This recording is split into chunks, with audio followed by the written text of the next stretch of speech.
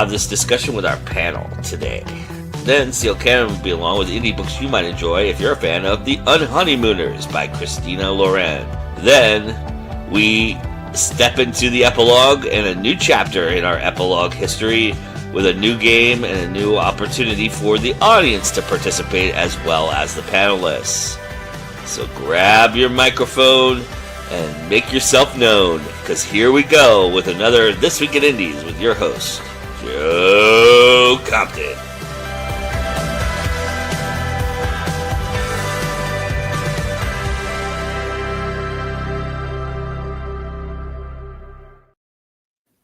Hello, everybody. Hi. Hello. Welcome to This Week in Indies. I am your host, Joe Compton. Good morning, good afternoon, good evening. Thank you for joining us.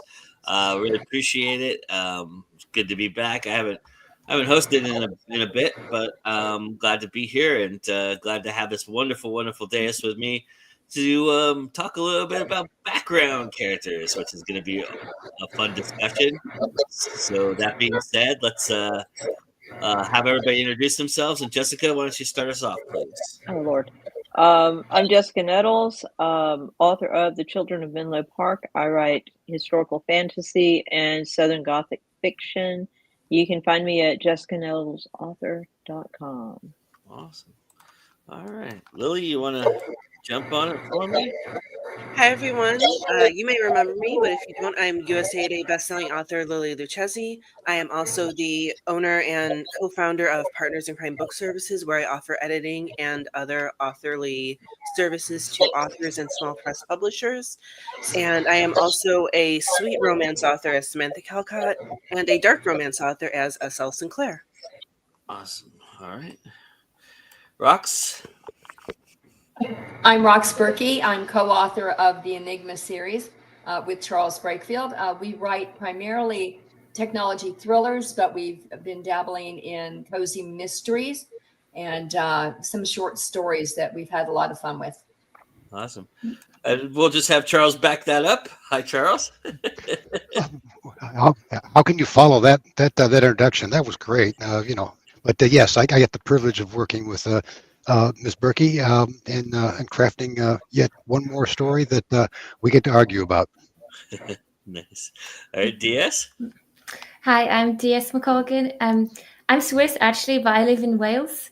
You might hear this by my funny accent, or I'd like to say interesting. Yes. I write fantasy, primarily with sort of cozy but dark undertones, fairy tale and historic vibes.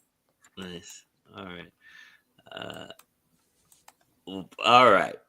So I wanted to start this conversation. I wanted to kind of get this conversation going. First, let's say hello to Anita. Anita's here. Hello, Anita. And then Jessica broke the fourth wall. Hello, Jessica. All right.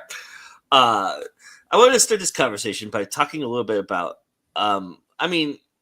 We have ancillary characters that have purpose, right? We write certain characters to do certain things, the foils, the love interests, those kind of things. But then there's these characters that come along, and they were originally maybe even not even in your forethought. They were background characters, and they say, "Hey, look at me! I want some attention." And get me in this story and how to get me in. And I don't care how, but I want to be a part of this story. And I'm not going to stop until you put me in your story. I'm wondering for you all how that comes about. Do you discover the character in your writing, a character like that in your writing, or do you kind of wait till somebody has read it and kind of gives you some idea of hey, this character needs maybe your beta readers, maybe your editor, hey, this character needs a little bit more fluffing, they seem pretty interesting, or is it a combination of all of that? So does the audience sometimes give you that indication? I'm wondering how these characters make themselves known to you. The characters do what they want. They come to me, and if they decide they have a backstory, they will get one. Thankfully, the readers usually want it. One of those would be Sean, who is in the Paranormal Detectives Book 5. He was supposed to be just in that book, and I was going to kill him at the end. And he wound up getting his own spin-off novel in Never Again, and lasting through the end of the series, through book 8. And again, he was just supposed to be there in order to further the plot of book 5. Another one with a smaller scale would be Bart Michaels, who comes in book 1 in Stakeout. And he lasts through a few books. He was only supposed to be there almost like for a paranormal comedic relief. He's sharpening swords with his teeth. He's a werewolf. And just like little quirkiness to kind of get you into the world. And instead he winds up with a plot point in book 4 and beyond, where he's actually related to someone that's important to the story, and he has his own little life going on, his own little love interest. And readers didn't want that one as much as they wanted Sean, but they did like him. So I think when the characters come to me so formed, readers go on and like them just as much as I do. Nice. Anybody who else wants to jump in? I mean, I don't ever plan for anything. Like Lily said, characters just tell you, they're going to come and jump out at you. Your audience is going to jump for all kinds of things, and they're going to say all kinds of things to you once your book comes out. And yeah, you can listen to them, but the characters are what you need to listen to more, because that's what's important. It's their life and their story. So, with children, I have a pilot of an airship, and he was supposed to be just like a passing fancy, and then suddenly he's got an entire life and backstory that's just incredible, that I can't tell you about yet. But he's incredible, and he's not what you would expect, and has a secret, a big bad secret. Well, kind of a big cool secret, but he's all these things that I can't share yet. And I can't wait, because in upcoming books, he's going to be doing more. And he's got, I could write a whole book just on him. Was not planned. He was supposed to stay in the background. How about for you, Charles and Rox? I'm curious, because you guys write thrillers and mysteries and things of that nature, and sometimes those characters turn out to be the bad guy, or the one that it's easy to work that kind of magic with those kind of characters. But I'm curious how the characters come to you, if that happens. Yeah. So what happens is that we start off with we need a character to fill a particular role in the thriller, but every once in a while they as Lily and Jessica indicated, they'll sit up and bark at you, saying, no, this is what I need to go do. And we had one in book 10, Matthias, that he crafted his own persona practically. He got such a good traction with the story that we got probably one of the best reviews I've ever seen on that particular character. The reviewer lamented that I didn't want to like him. I didn't want to feel sorry for him, but I couldn't help myself. That was probably the best testament we got from a character, and he got a short story out of it to help calm his ego after book 10 was done. Roxy, do you want to add to that? We do have a couple of characters though that we've brought back time and time again, and they've been redeemed, and people are like, oh, I'm so glad you redeemed that person. But it's a matter of going to all sides of the character and listening to what they have to say. They do talk to you. They do pull you and push you and wake you up in the middle of the night to make you crazy until you actually pay attention. So I could not agree more. How about for you, DS? How did these characters enter your life? Well, it's funny. I usually have the story more or less like that I want to write down in my head, and then I have specific roles I need filling, and when they start to be filled, these people, they kind of grow, don't they? They start to have their own motivations and things that they want to do, and it's a mix of everything. Sometimes it's also what the other characters will do. So, for example, my main character will say, I need to go and do this, or I need someone to go there for a mission, and who out of all the people that I know would be best suited to go and do that mission for me. And then, of course, I need someone to step up and to fill that gap. So it depends as well on what the characters can, like their skill sets, maybe that they have a specific skill set that happens to be just perfect for this particular part of the story. But I also have had readers saying, oh, we love, for example, the love interest has 2 nephews, they're twins. And of course, the readers just love them because they go around just doing silly things. But, you know, if the characters are very active, if you put a very active character in a role that is just meant to be in the background, it's not going to stay that way, is it? Because they will just go and do something. Yeah, I mean, that's the thing, right? These characters often become the scene stealers. They become the thing that everybody wants to talk about. And you're like, oh, I just spent like 20 days on my main character and my antagonist relationship. And this stupid guy, this stupid farmer comes around and sells some beets. And all of a sudden, everybody wants to know what the farmer's doing. Why? You know, right? It's that weird juxtaposition that they end up putting you in, and it's kind of interesting. I am curious too, about the role thing, DS. And we'll start with you on this. I'm curious. Do the roles shift for you during a time when you're writing, or once they've defined their role, they're pretty set with that role? It was a bit different for me, I suppose, the way that I planned my series. So my series has 4 books. The 4th one isn't out yet, but the first 2, they have a bit of an overarching. I mean, they all do, of course, but like the first 2 kind of belong together more than the 3rd and the 4th book, and so I would give them specific roles in the first 2 books, maybe, but then in the 3rd one, they kind of go, woo, yay, let's do this, and I also had. This is a bit special, but talking of reader feedback, when I wrote the 3rd book, you can see the cover here now. When I wrote the 3rd book, so I was forced to do a POV switch. So I had to pick a different main character because of what happened at the end of book 2. And I went for the antagonist because I was like, ooh, let's write from the antagonist perspective. That sounds fun.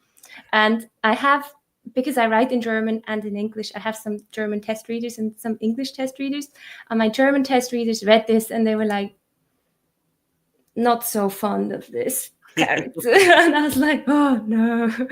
And I understand, because obviously I want to write from their perspective, and the pacing and the atmosphere changed because this is a very different character. And so I decided, oh, okay, fine. With my editor together, we decided I rewrote the whole book from the love interest perspective. So I quickly squeezed in writing a whole new book, and they really liked this one. But then I gave the books to my English test readers, and what did my English test readers say? They love the antagonist. Yes, they love the antagonist, of course. So I was like, okay, what do I do now? But because I am an indie author, I can do whatever I want. And I just published both of them. And I was like, my readers can pick what they want to do. Yeah, but they pick what they like, right? So I got some very direct feedback here on like side characters that turned into main characters, and they liked some of them better than others being a main character. And I think it's interesting as well, because I do think side characters can do some things that main characters can't do as well, if that makes sense. Like a lot of the things that apply to main characters will also apply to side characters, but there's just the occasional thing that works better because just if you get a full-on dose of, let's say, the antagonist here, turned out getting a full-on dose of that person for my German test readers was a bit too much, because she's aggressive, she knows what she wants, and they were just like, we're not vibing with her. But having her as the antagonist in the other version of the book, she's still in there, but that works better for them because it's not that full-on dosage of her. I want to jump on that because that's a great point about the characters kind of shifting perspectives, and then that idea. What do we all think about? What do we think about their shifting roles, and then them shifting the mindsets of the readers as well. Book 1, Stakeout, had a set villain. And again, Stakeout was supposed to be a standalone, so this villain was definitely never going to be seen again. And there's also going to be another villain that popped up, but things changed, became 8 books, but this villain's story got told. He was the antagonist. He's gone. And then book 3 comes around, and I introduce 2 more ancillary characters who have a connection to the villain from centuries past. So the villain has to come back in flashbacks, but before he's a villain, he's still a hero. He was still a good guy back then. He would have been the protagonist had the story been set before Angelica, the actual protagonist, was born. So we go through that, and then he pops back up again when the protagonists have to go into hell. They find him, and he gives them a little piece of cryptic advice. So he's no longer really the villain. And then finally in book 7, he pops back up with a bit of a redemption arc. And I was afraid, like DS said, that readers were going to go, why did you redeem him? Like, he's horrible. But what he had to do and the humanity he showed, it needed to happen. But yeah, he changed and he shifted throughout time, throughout the storyline itself, and throughout time within the story. So he became everything he needed to be during certain periods of his life and certain periods of the protagonist's life. And it was very, very much enjoyable to bring him back because I missed him. And he was one of my favorite villains. When I was still going for awards and stuff, I actually won awards for best villain for him because people just adored him. And yeah, so coming back, I didn't expect him to come back. He came back all on his own. It's like, oh, you know these people. Okay, so you were a hero once. You were a good guy once. Maybe you weren't always an insane murderer. Or maybe you can still be redeemed even after all of the people you've killed. Well, I think maybe doing something like that gives that character depth. And I think maybe readers accept that more easily because you can see the depth and it's not just a sudden pivot. You didn't just come out of the box and just say, oh, well, now he's a hero and we don't have any explanation. You crafted that where there's explanation and there's rooting behind that shift. And I think that's something that bugs me as a reader is when you see a shift in a character and you don't know why. There's no explanation. It just happens. I yell at television for this. You'll watch something on TV and then suddenly the bad guy's the good guy and you're like, did I have an aneurysm and miss the half of the season? Did I step through time? What happened here? Because I'm missing an element I don't understand. And there's no explanation, because television doesn't take time to do that. So when you take the time to craft that, you're giving a gift to the reader, and then they can't get mad at you. Or if they do, then it's on them. That's the way a lot of times with television too, it's the audience that dictates that shift. Like, a great example of that would be like Spike from Buffy, right? The audience loved Spike so much that they had to push him toward Buffy, because if they didn't, his arc would be two-dimensional at best, and so they needed him to kind of evolve. But the question becomes, why did they love him so much? Right. Because I liked him because he was nasty. I think there was a bad boy thing going on there, but Crowley from Supernatural is another one. I liked him better as a villain. I didn't like it when he was helping the boys. I wanted him to stay a villain, and I've been the minority for that one. Yeah.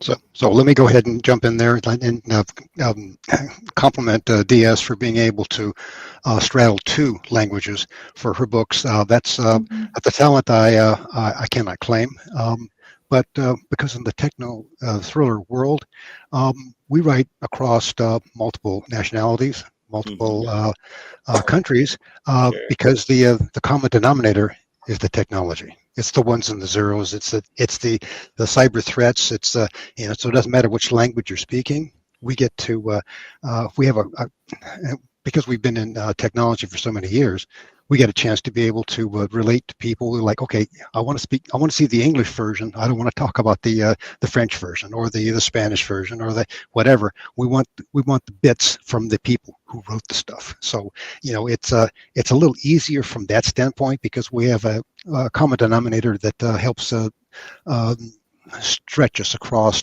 multiple nationalities and multiple people and different genders. Roxy, you want to camp on that?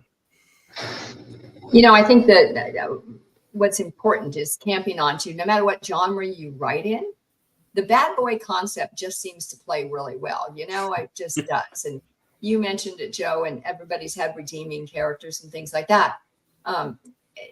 It allows people to feel a reality to that particular character. They can relate to him because they seem more multidimensional. They seem more like, someone who grew up and evolved as a character, much like we evolve as people. Those kinds of characters become more endearing. And the more outrageous a character starts out as, it captures the mind share, I think, of the readers. And they go, wow, how bad is this person going to be? Because Jessica, I think it was you liked it because somebody was so bad. Well, you're not alone. A lot of people like that bad boy aspect. And it's like, wow, this is so cool. But, there's another quality. People are often not what you see at first glance. And I think that a really good writer can convey that. I totally agree. I think a lot with the bad boy thing too is they're broken, and you see their brokenness. You know that something happened that made them this way, right? And so they're broken, and you just have a natural gravitation to want to fix them, and that's why the bad boy thing works so well, right? Because totally. you can redeem. There's a redemption there. If they're all good, if they're all nice, it's the kind of thing that Captain America suffers. He's going to be a lonely guy because he's just too nice and too good, and doesn't have that edge, right? It's I will say, in his defense, though, he has reasoning for being good right, too. Sure. And once you see that, it's like I kind of accept it. Yeah. I was gonna say, and like Superman, the reason why they created the different kryptonites, is so that you could see a different side of Superman, kind of idea, right?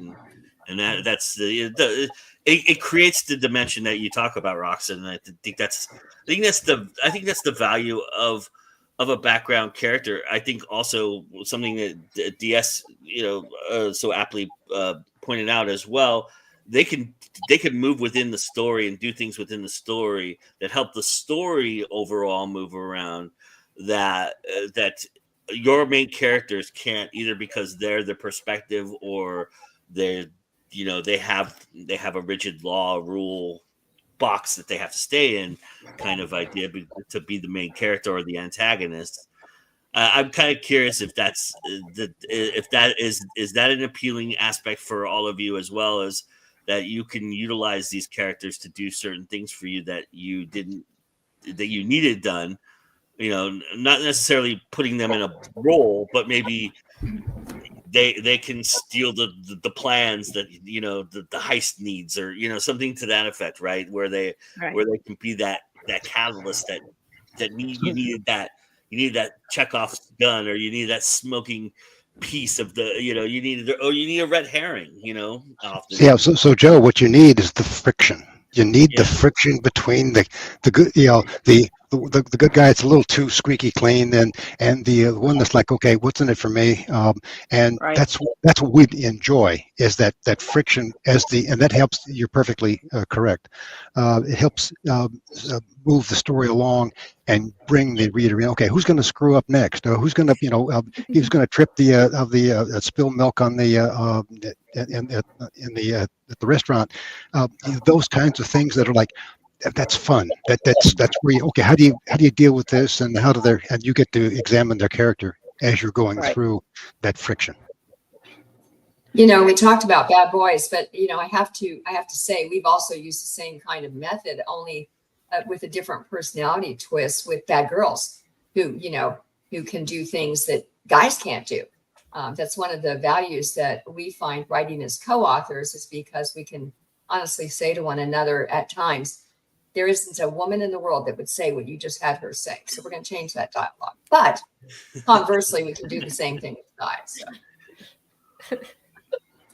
Yeah, in regards to having the characters who are needed to do things that the main character cannot do, at the end of Paranormal Detectives Book 2, Miranda's writes, this isn't a really huge spoiler. The original director, who readers have told me a couple times now that they want his story. I don't know where to fit it because his backstory is not paranormal, but I'll figure it out because they want it. But he winds up being removed from his position. I won't say how, but he's not the director anymore. And then something happens to Angelica where she can't take over. She's supposed to, but she can't. She can't take over the day-to-day operations there at the Paranormal FBI. So she goes, and that's how you introduce Brighton and Mark in book 3. Mark goes and takes over what she can't, and then Brighton takes over with Danny, the other protagonist, in helping his mental powers come out, which no one else in the story can do. So their characters are allowing them to develop as protagonists, while at the same time winding up with their own stories and their own worlds and developing the backstory so much to where it goes back in time 200 years at some point. But getting those characters into spots where my main characters just could not fit. There was no place for them there. And I purposely did that in the plot where there was no place for them. So I had to bring these characters in order to make their world function. Right. You know, great example for you, Lily, is actually like Captain Alvarez. That's a great example of a character that you needed to kind of, in the Paige Papillon Cozy Mystery series that you write. There's the Captain Alvarez does all the little things to help, you know, Paige move the story, you know, kind of figure out certain elements of the mystery, and does all the dirty things that Paige doesn't want to do or can't. Doesn't know how to do. He also doesn't want her to do any of this stuff, but he doesn't have a choice because of his position in the police. He's just like, can you please not? Please don't do this. And eventually, once book 5 is released, you actually find out why he's such a bastard and why he doesn't want her meddling. There's a reason. There's a reason for all of it. But as of right now, there is no one else who could possibly bring about this knowledge except him. He is needed there in that spot. But he barely has 5 pages of book time, quote unquote, says screen time throughout the whole series. Yeah. Yet he holds this very, very important key that I think she's going to sort of start realizing he holds it. But yeah, he's there and he's surrounding, you know, her secondary characters. The love interest works under him. Everything's under him. He's observing everything. But he's just, quote unquote, nobody. Mm-hmm. How about for you, DS? Is, you know, you're the one who brought this up. So is there something specific that you can remember a character doing that kind of helped you move the story along? I mean, lots of times, lots of different things. But I mean, I feel like there's kind of 2 aspects to it. One is the plot itself. So yeah, for example, in the 3rd book, they have to track down a human, a very specific human who can help them solve at least the main character's biggest problem. And he has a cousin who just so happens to have also these are also supernatural creatures, I should probably mention, who has an exceptional sense of smell, who got very little screen time earlier because he's a bit creepy and everything. But this is his moment to shine. Suddenly they need to track someone down, and he's just perfect for that role, for this specific reason. So they're often, I mean, sometimes I think a lot of stories about heroes is where the hero has to learn that they can't do everything by themselves. Mm-hmm. And that's exactly what tends to happen often. And I think it's quite satisfying actually for the readers to see different characters and their moment to shine, where like, yes, this is what they were there for. Like, finally, this person gets to do their thing. Also, at the end of book 2, for example, I have a character that's a bit of an older character, a bit of a crazy scientist, if you like, in this particular setting. And the readers all love him because he's a bit direct, you know. You'll ask him, oh, can I possibly have this? No. Oh, but this thing. And so he's a bit like this kind of self-absorbed, a little bit crazy scientist character. And they really loved him. And then towards the end, where I think that's not too much spoiler, but one of the character goes off and just walks right into a big gaping trap. And the main character and this scientist character then together go to try and save him, even though they are possibly the least suited for this task ever. But because the scientist guy likes to experiment with like old artifacts that he's dug out from ruins and stuff, he has this strange collection of weapons that they don't really know how they work, but they bring along and somehow manage to help the other character. Right. So again, it's like I just enjoy this when unlikely people get to step in and kind of save the day in unexpected ways. And then the other aspect of it is maybe a bit like what Charles said about the milk being spilled. It's not really a plot thing, but side characters can do things that don't work so well for main characters. I mean, this maybe is a bit of a matter of taste, really, but personally, I find, for example, sometimes when people have a comedic element, well, you like to have this comedic relief side character, right? And with the main character, we enjoy a wicked sense of humor in a main character, especially if it's written from their perspective. But if there's a character that doesn't take what's going on around them very seriously, the reader won't do that either. And personally, I find it quite hard to create tension from telling the story from a character that doesn't take anything seriously. So this is just one example of something that works well with side characters, but has to be sort of balanced with a main character, the sort of comedic tension element, but which is not directly related to plot, but just the overall like vibe of the book, I guess. Yeah. How about for you, Jessica? Well, I'm going to jump off on the comedic thing. I think having those characters that are kind of a little bit goofy and funny can really, really kind of help, especially if they have skill sets that add flavor as well. So, for instance, I have Thomas, who's basically he's a snake oil salesman, right, in the book, and he's funny and he's sarcastic and he kind of doesn't want to go along with what's happening at first. He's like, this is nonsense. I don't, but he does it because he loves his wife. And they're crazy about each other. And so there's this element of, I love you, I will do this for you. But he complains the whole way. And he's aggravating. And then you learn that he has all these skill sets like blowing things up. And he's this old soldier and he's been through stuff and he's willing to absolutely do anything to save his wife. And he's willing to do things that Kate can't do or won't do. And it adds another layer of wonderfulness, I think. And he's just so much fun to write. And that's the other thing is these characters are just damn fun to write. Sure, yeah. So, I would get to a Thomas and Deborah chapter and go, yay, it's Thomas and Deborah time. We'll have some fun and we'll have some good dialogue and maybe we'll blow up something today or we'll have a jetpack fight or something. That'd be great.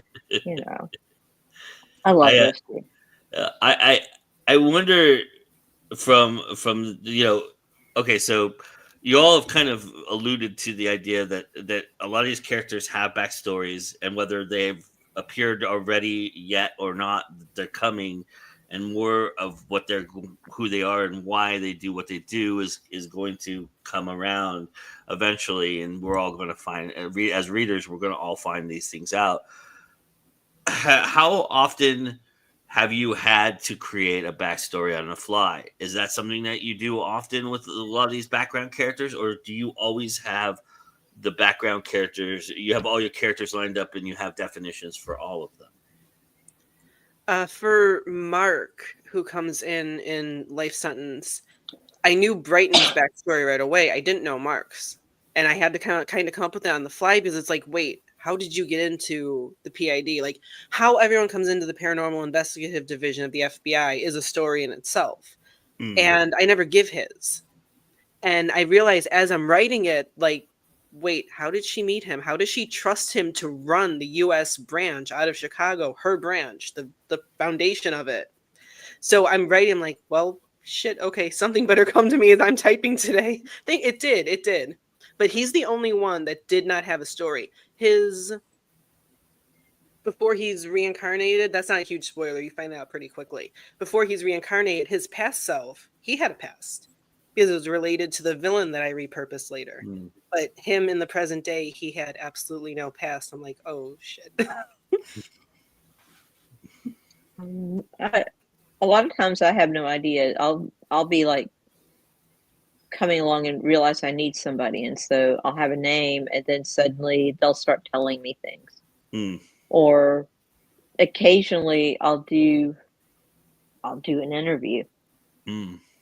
And we just talk for a minute and go, okay, so tell me a little bit. And then I'll piece some things together as I learn stuff that's interesting. So like Show the pilot, he was just going to be the pilot. I didn't even know he had a name. And then he's like, oh, by the way, I'm Show. Hi. And then I realized, oh, he's from Japan. Oh, that's cool. Not a lot of Japanese people in America in the 1880s, except maybe there were. And then I got to reading about the Japanese coming over to Mexico and fighting. And I'm like, oh, wait a minute. There's some cool crap I can do with this. And so I fiddled around with that. So he's got some story with that. So now, here we've got Show, and he's flying this airship, and he may actually have he does have a mechanical leg. There's a reason for that, but I haven't gone into that yet. And so he's flying this airship for the Brotherhood. I don't completely know how the Brotherhood got a hold of him, but they always put the claws on everybody. And he loves his job, and he actually builds the airship, so he's an inventor too, and some other things. Isn't there a moment when he talks about being in a war? Yes. He talks about being in a war. He also talks about a brother that he has that may or may not be able to like control lightning. I don't know if you caught that. Probably. Yeah. But I remember the war thing. I don't because you brought that up, the Mexico thing. I remember him talking about a war. Yeah, he was in that war, but he also fought in the Civil War because he and Thomas that's the one he talks about. Yeah. Cool. DS, how about for you? It's a lot like Jessica said. I tend to just be like, oh, I need a person to kind of exist here, and then they just slowly start to come out. I think, for example, with my main character is called Liliana, and I just had her and sort of the love interest, and I had to populate this. Like, okay, she doesn't live by herself. She's got a family. They have a tightly knit village community. Oh, okay, there's a priest. She's got some siblings. So you try to fill these places, right, to make it feel like an actual world. And I think, I would say I'm an intuitive plotter, so I have the big overarching story, but just as I write, I will realize, oh, I need a person here, I need someone there. And I think maybe a reason for that is because when I started to come up with this story was actually I was on holiday with my sisters. As a family, we were on holiday, and we were in Panama. It was amazing, but we had a rainy day. We had nothing to do. My dad went off hiking on a volcano or something, and we were just like, what do we do? And I was like, I'm going to tell you a story. And so I started in the morning, and I told the story just all the way through until at night. My dad came home. I was like, the end. That's the story. And of course, if that's how you come up with your story, you don't, I have a vague idea of what I want to tell. Sure. Like, I knew it was going to be a bit of Beauty and the Beast, but there wasn't much else. And I they will ask, I'll say, oh, and then this person turned up, and then these two people came with their carriage and stopped in the middle of the road and jumped out and tried to kidnap them. And they're like, well, what do they look like? Like, well, one of them has short dark hair, one of them has short blonde hair, yay. And it's just, you have to sort of just invent these things on the spot. And then obviously when I wrote it down, I had to elaborate a lot more and make sure there weren't any plot holes and sort of tie things up a bit more neatly. But yeah, some people have all these fancy character sheets and documents with world building, but that's not really how my mind works, I guess. Jessica says it's like Dungeons and Dragons. Yeah. All right, Rox, Charles, how about for you all? Well, we start off with with an overall idea of what we want to be able to do. And we, like most of the other authors on here, we'll plug in. Okay, I need a skill set that does this. I need, and they kind of blossom, if you will, as the story progresses. And it's funny because I need to see the story unfold before I can actually get into, okay, what did the person look like? Well, he's got a receding hairline, and he looks kind of beefy, and he's a no, he's not a ladies' man. Okay, I'm sorry, that's not going to work on this particular description. So they as it goes along, we tease out the details. We add in, okay, here's more another piece of this character that you didn't get up front, and so it's part what we call character smithing as we go along to be able to make the story flow and continue to entertain, and that's the overall objective. That's a storytelling exercise. That's who we are, and how that's done is the craft. It's interesting that you kind of reverse engineer the characters. Kind of interesting. I like that. Yeah. Rox, you want to add to that? I think to be honest, though, there are some what I call bit characters that come in to do one specific thing and really don't have enough to be able to come back again, or they don't want to come back again. So there are what I would call they're more minor, and so they are important for the 5 minutes of screen time that they get, but and then they're done. And people might think about them and go, well, that was kind of interesting that they would do that specific thing. And sometimes in some stories, the character that is that little quick on could die. In other areas, it's just that they were passing through, and that was all they was just passing through. But they had that critical role that the main character couldn't do, the existing side characters, it didn't make sense for them to do. And so I think those are okay, as long as you don't wear it out and you still have a reason for having them there. We did that in a couple of the stories, including the Enigma Threat, where we have somebody that comes in that, does a very, very specific thing that was key to unraveling some of who did what, but then they vanish, and that's okay, I think, in some cases. Sure. Yeah. Yes, in the Paranormal Detectives book 8, Angelica's dealing with emotions she never had to deal with before due to certain things that happened in book 7. So I needed a character to help her through those emotions, and I didn't have one. I'm looking through everybody in the past of the books who could return. No one can help her because no one went through what she went through. So I have a character who's in one chapter, and she's very important to Angelica. She's very important to getting her confidence back and getting the fire back in her, but you never see her again. She goes off and lives her life. That's awesome. All right. Well, we're gonna go on.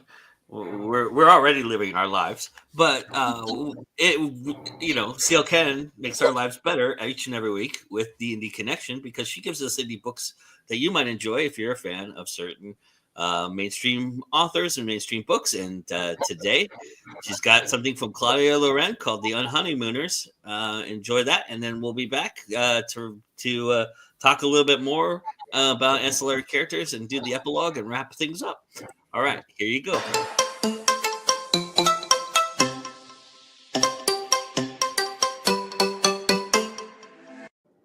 Hey guys, C.L. Cannon here from Fiction Atlas Press, bringing you another Indie Connection. And today I'd like to tell you about some indie books that you might enjoy if you're a fan of Christina Lauren's The Unhoneymooners. The first book I have for you is called Bridesmaid for Hire by Megan Quinn. Sometimes the wedding of the century calls for desperate measures, and sometimes those desperate measures are to pretend the person you hate most is actually your boyfriend. After years of working her tail off at her event planning business, Maggie Mitchell is ready for a vacation. With nothing on her mind but R&R, she's enjoying the warm weather of Bora Bora when in saunters Brody McFadden, her brother's best friend and also her sworn enemy. Thanks to years of tension between the two, kicked off by a makeout session at her brother's wedding that ended horribly, Maggie has sworn to stay away from the man. That is, until she finds out he's in Bora Bora for his boss's daughter's wedding, hoping to use the trip to win a real future at the company. Maggie promised herself she wouldn't even think of work on the island. But as word spreads about the wedding of the century taking place in the midst of her vacation, she realizes offering her services as a bridesmaid and planner could bring her business to the next level. The only catch? She needs to pose as Brody's girlfriend to get the job, while letting him stay in her peaceful bungalow. Tensions rise, irritation flares, and despite years' worth of bickering behind closed doors, Maggie can't quite squash the sparks building between her and her new fake boyfriend, especially when she learns the real reason their first kiss was cut short. But as the wedding day draws closer and everything starts to go wrong, it just might be Brody who sends Maggie's business crashing down, and her.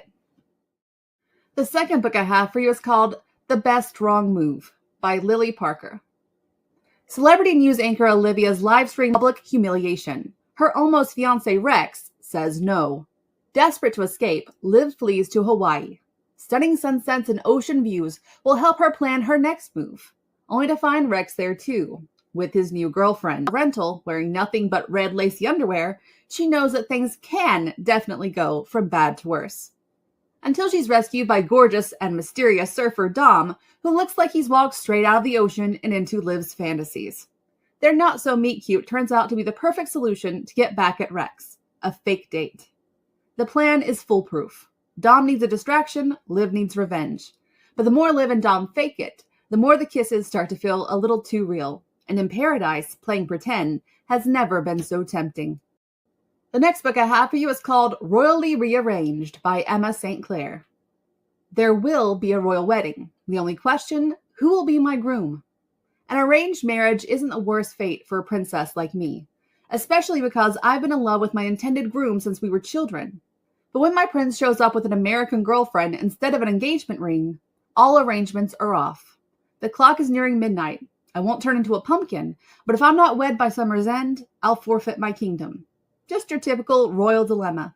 Out of sheer desperation, I make a deal with a devilish duke. Rafe de Silvia is the prince's rival and has a plan so ridiculous it just might work.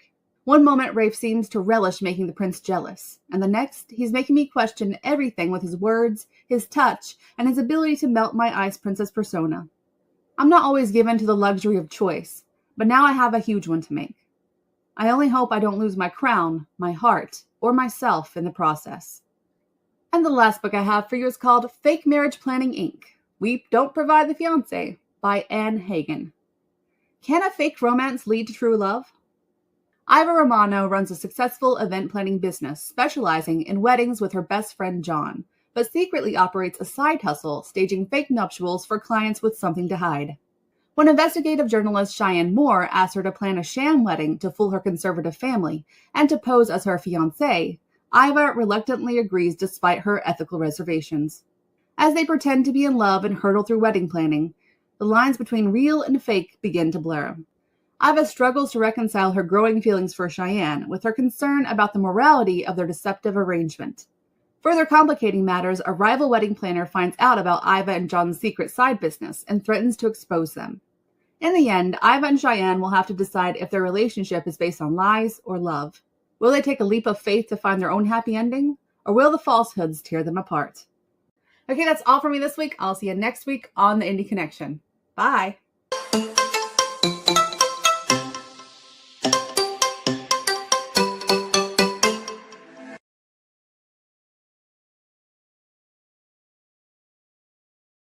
All right. All right. Thanks, CL Cannon, for that wonderful indie connection. As always, I really appreciate it. Great books. Everybody go check those out. Seems like there's some fun there. The last one made me chuckle. So we're all mixed up here. Weird. I've never seen that happen. Okay, interesting. All right. Well, Musical books. Yeah, right. All right. It's a test for the people watching. Yeah. Can you point out the person by their book? I'm gonna knock everybody out, and then you have to tell me whose book is whose. Sorry, no. I didn't think you had a Rubik's Cube program to be able to do this with. So that's very cool. Amazing. All right. Mr. Lear, hello. How are you? He says hi to Lily as well. Hello. Okay. So my last question for you, I'm kind of curious if you've ever planned for a background character that kind of came into your purview while you were writing them, and were disappointed that nobody, gave a toot about who they were or what they did. Has that happened to you all before, in terms of, you were hoping maybe a beta reader would catch something and go, oh, that's a great character, or even a reader. I'm just curious if that's ever happened where you've actually been disappointed by the reaction that a background character gets. Tanny in Page Papillon Book 2, who's Haru's owner and familiar. Him and Haru, they both had a whole coven and a whole everything back home, and I had a story planned for them. It was just going to be one novel, and I was really excited, and absolutely none of my beta readers liked Tanny. They thought they were too stuck up. I'm like, there's other people. They're like, yeah, no. I'm like, okay. And none of the other readers who weren't betas also seemed to like Tanny. Like, even you never mentioned him. You never mentioned Tanny and Haru either. So, and you love those books. So I'm like, okay, that story is not going to happen, which I guess it's good because it was going to wind up going out of the cozy section anyway. So it wouldn't have worked. But like, I really wanted to tell Tanny and their coven's story, but maybe one day. Fair enough. Anybody else? We're all thinking really hard here. Yeah.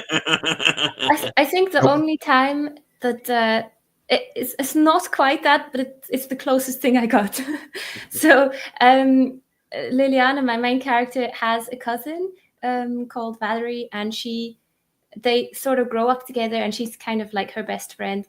And she is very much a supportive, like literally supportive character, as just supporting Liliana. And she is the kind of person who's just nice and kind and very non-judgmental, which is really what Liliana needs.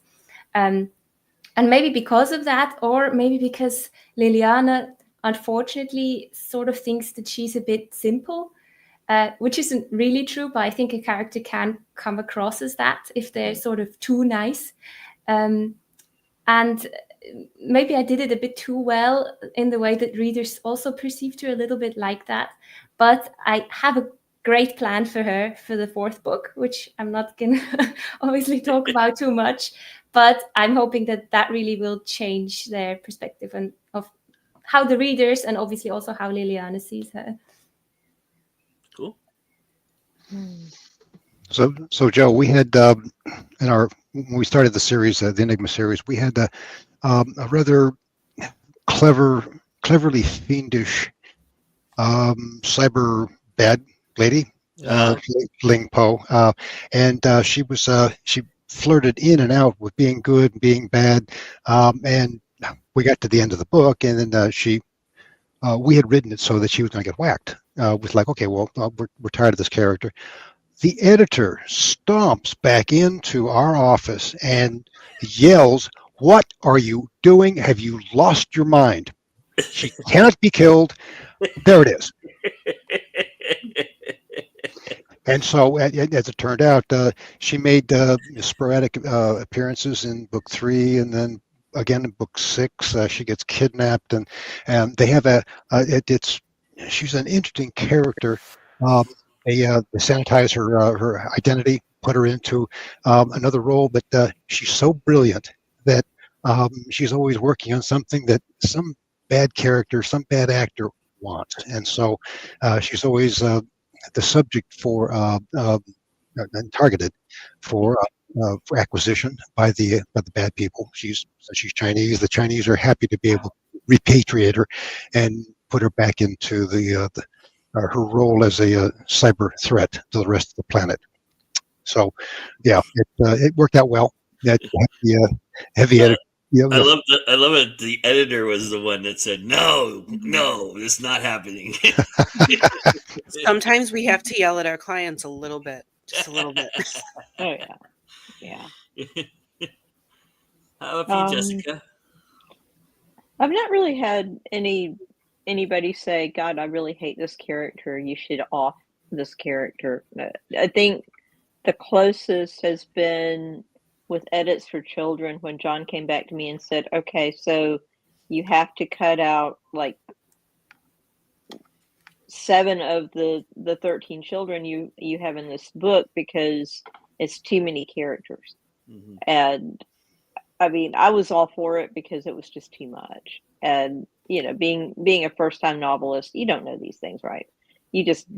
I just went for it, right? So I'm just like writing everything and all the stuff in my brain, and he's like, pats me on the head and goes, you poor child, take these kids out." And I'm like, okay, I'll do that. So it wasn't so much that he hated the characters as much as it was just too much. Mm-hmm. And so as of yet, I haven't had anybody say, "I absolutely hate this character. What the hell are you doing?" Mm-hmm. It may come with Kudzu Ridge. I don't know. We shall see. All right. Well, this was a wonderful discussion. I really appreciate everybody giving their feedback and giving some love to the background. It's always important, and I think these characters are very, very vital to what we do and how we tell a story. So I think this was a really good discussion for that. Before we get to the epilogue, which we're going to attempt to do today, we're doing something brand new. We want to let you know what's going on at Go Indie Now first with a little bit of what we're going to be experiencing for the rest of the week. So I wanted to just go over that real quickly with you all, and then we'll have everybody participate in the epilogue and say goodbye. But on Monday, we begin a new series of spotlighting the multiverse. We're a big sponsor and fan of the Multiverse Convention. And each and every year to highlight the folks that are involved in that process. And so that series begins on Monday. I will be live with Kevin A. Davis and A.M. Colwell talking about the multiverse and what they are doing for it and what they're doing for themselves. And also highlighting some things that are important at the Multiverse Convention if you decide to go or how you can get there. So that's certainly something that we'll be talking about on Monday. That show airs at 7 p.m. Eastern on Monday night. And then on Tuesday night, we have Juliette Rose doing her show, which is First Time for Everything, Season 2. This is Episode 8. She's welcoming J.E. Pittman to the fold. James is a really, really fun author, very, very charismatic guy. It's going to be a wonderful conversation as always. That happens Tuesday night at 8 p.m. Eastern. And then Wednesday, we're hoping, this says episode 1. I just didn't have time to create a new graphic, but we're actually into episode 2, and I'm hoping that some audio issues are fixed with the actual show so that we can actually produce this for you on Wednesday. But if that's the case, it'll come out Wednesday at 8 p.m. Eastern. Bob Magoo has Stuart Jaffe as his guest for the second episode, which will be a lot of fun. Stuart is a prolific science fiction author. And this is a really great show about the idea of the numbers that we all go through. It's a transparent talk about how we're doing as authors and the number game that we all play. So it's a really cool show. And Bob Magoo is a wonderful host, and it should be awesome, that event. And then Friday night, I'm joined by Sean Hillman on Friday night at 10 p.m. Eastern for late night news. We've got an interesting couple of stories for you to talk about in our indie spirit, and we'll go over those on Friday night. So that's going to be a lot of fun. And then CL Cannon's back on that show as well. She has a marketing tip for everybody. So check that out Friday night. And then Saturday afternoon, our Saturday matinee is going to be Saving a Seat with myself and Brian Tan that will premiere our episode at 6 p.m. Eastern, where we're highlighting some documentaries that are out there. As you can see, a Tom Green documentary, and then this wonderful documentary called Home Court. And then I introduced Brian to Lost in La Mancha, which is a train wreck of a wonderful film by Terry Gilliam.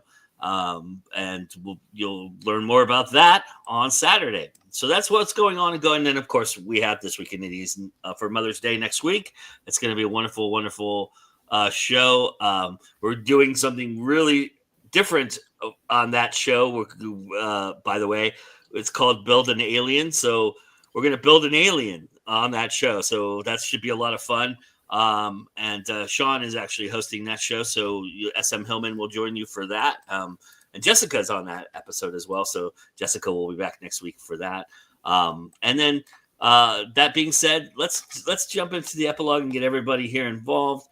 All right. So this is kind of just a unique experiment that we're going to do here. Let me get everybody back here. I'm going to go down the row.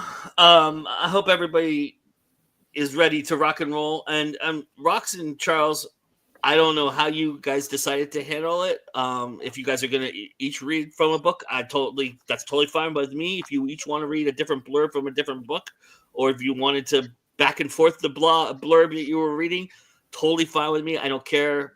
It's up to you guys. So you guys can decide that. And I probably should have told you that a couple days ago, but so Joe, we kind of hashed it out, and we like very much to have Rox read the blurb for the new book that just came out. Okay, cool. 2 days ago, The Enigma Jewels. Okay, cool, awesome. Rox? Yeah, awesome. So we'll let's go down the line. So the way the epilogue is going to work, everybody, I'm having all the authors read a blurb from their book. They can read the back of the blurb, they can read the Amazon blurb, whatever they want. And then you all out there in the audience are going to vote on who you thought was the most interesting, the book you'd most want to read. And we're going to award that person with some gifting and some fun things that we're going to do. Ultimately, since there's not really there's a crowd out there, but it's really quiet today. So if you guys don't speak up and say something, I guess I will be judge, jury, and executioner and decide who I think I would love to read. I've probably read 2 of the 3 books, a few of the books that are already being talked about here, but that's fine. We can figure it out. And actually, I'll just award myself the opportunity to say goodbye at the end. We'll just go with that. But for now, we'll just have a little fun with this. So I'm just gonna go down the road that I see here. So Lily, are you ready to rock and roll? Can you ready to read some blurbs for us? Yes, I am. The blurb All right. I'm going to read is for Stakeout, which is up there next to me. And I might as well show this off as well. Stakeout. Okay. Enter the underworld of Chicago. Join Detective Danny Mancini as he discovers the things that go bump in the night exist, and he's on their radar. His only hope to get revenge and not become a vampire's dinner? Join the Paranormal Investigative Division of the FBI. Angelica Cross is a woman who doesn't take no for an answer, and through her persuasion, she gets Danny prepared to face down an ancient evil. But she has her own reasons for wanting the vamp dead, and they might tear apart the tenuous relationship she and Danny are building. Can they save Chicago, get revenge for countless deaths, as well as accept each other exactly as they are? Or will centuries-old wounds create a chasm too deep to survive? That was awesome. I love it. I'm sold. I'm ready to go. All right. All right, Rox, you ready to rock and roll? I am. And actually, the book that's next to me on the screen is the 12th book in the Enigma series. And the Enigma Heirs is the trilogy. And that is the book that the last book in the trilogy, Enigma Jewels, is the one I want to share with the team. So, in the treacherous waters of the Caribbean, Julian, the cunning last brother of a criminal dynasty, evades capture and heads to a secret destination. The breadth of Julian's wealth is unknown. The Enigma Heirs, R Group, and CATS teams are committed to dismantling his entire operation after they botched up his drug and human trafficking operations. Julian's obsessed in the acquisition of precious stones. He's found a way to harvest them from ships that sank 400 years ago in the Caribbean. Treasure hunting is a brutal business where no one is trusted and lives are expendable. Gracie and JJ, leaders of the R Group, brought Julian's brothers, Philip and Mateo, to justice, but now they face their most formidable adversary, Julian, the cleverest of the trio. Delving into his operations, they uncover a web of intrigue involving money laundering and treasure hunting in the Caribbean. Each step brings them closer to solving the puzzle with treacherous hazards. Enigma Jewels is a gripping techno thriller in which the Enigma heirs, JJ and Gracie, face their most challenging adversary. Their pursuit of justice becomes a test of courage and resolve in a world of deceit and peril. Ooh, all right. Intrigue amongst us. Intrigue and bound. I love it. I love it. That's awesome. All right, DS, you ready to rock and roll? All right. I was really tempted to read the blurb for book 3, actually, because it has these two alternative POVs, but I'm going to read book 1. That's this one here, because there would be too many spoilers. Fair enough. Okay, so this one is it fateful love or a bloody secret spanning the continent? Liliana is shocked to find a dying man in the middle of the forest, surrounded by the remains of a brutal fight. She brings him home to her family's farm to nurse him back to health. However, when the stranger regains consciousness, he doesn't remember who he is or how he came to be there. Intrigued by the mystery of it all, Liliana sets out to discover who this handsome, well-mannered stranger is. Could he be the man who whisks her away and shows her the world? Or will whatever happened in the forest put her and everyone she loves in grave danger? That's awesome. Nice. I love it. I love that cover, by the way. It's so unique. I dig it. It's really cool. All right, Jessica. Last but certainly not least. All right. Magical Children, American Legends, and the nation's first lady detective come together in this thrilling fantasy for fans of the Wild Wild West and the League of Extraordinary Gentlemen. Kate Warren shattered the glass ceiling and helped save a president as the first female Pinkerton detective. Now she's learning a new role in life, ghost detective. Coming back from beyond the veil to continue her work, Kate and her partner Shadow are tasked with finding a missing girl somehow linked to the famous Wizard of Menlo Park, Thomas Edison. But all is not as it seems with the strange inventor, and Kate begins to suspect that his strange assistant may be more than he appears.